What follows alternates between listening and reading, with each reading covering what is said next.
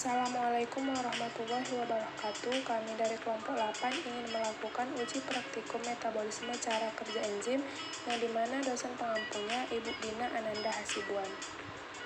Anggota kelompok yaitu Weni Iskandaria, Yuli Erpiana Harahap, Yara Maulina Nasution, dan juga Jahwa Adisti.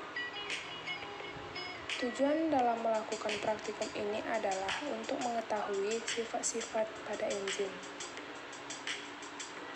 Adapun landasan teorinya, enzim adalah biokatalisator yang berfungsi sebagai katalis dalam proses biologis.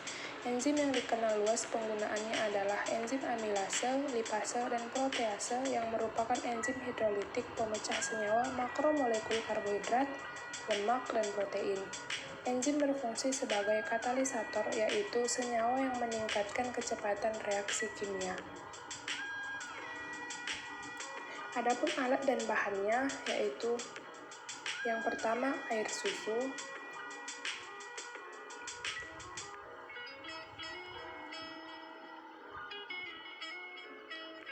yang kedua ada perasan jeruk nipis, yang ketiga ada perasan jeruk manis, dan yang terakhir yaitu sendok. Berikut merupakan langkah kerjanya. Langkah yang pertama, masukkan larutan jeruk nipis ke dalam larutan yang berisi air susu di gelas pertama, lalu aduk sampai merata.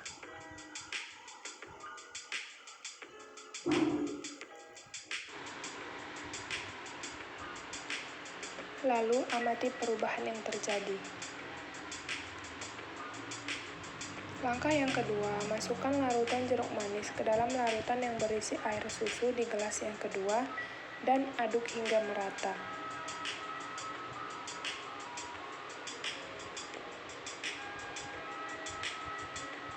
Lalu amati perubahan. Setelah itu, diamkan beberapa saat. Setelah didiamkan, air susu yang ditetesi jeruk nipis. Sebelum ditetesi jeruk nipis, teksturnya tidak menggumpal, susunya berwarna putih, aromanya agak manis, dan rasanya juga manis. Sesudah ditetesi jeruk nipis, teksturnya berubah menjadi menggumpal, tidak begitu terlihat perubahan warna, aromanya agak asam, dan rasanya juga agak asam. Air susu yang ditetesi jeruk manis. Sebelum ditetesi jeruk manis, air susunya tidak menggumpal, susunya berwarna putih, aromanya agak manis, dan rasanya juga manis. Sesudah ditetesi jeruk manis, warna pada air susu berubah menjadi kekuningan dan tidak adanya penggumpalan. Bagian manakah yang menggumpal? Bagian yang menggumpal adalah susu yang ditetesi jeruk nipis. Alasannya, susu yang ditambahkan jeruk nipis mengalami perubahan baik secara fisik maupun kimiawi. Perubahan yang terjadi yaitu rasa asam yang dominan pada susu akibat penambahan jeruk nipis yang memiliki pH yang rendah yang dapat merusak protein susu. Terbentuknya gumpalan susu akibat protein kasein susu yang terhidrolisis dan juga terdenaturasi oleh susu jeruk nipis.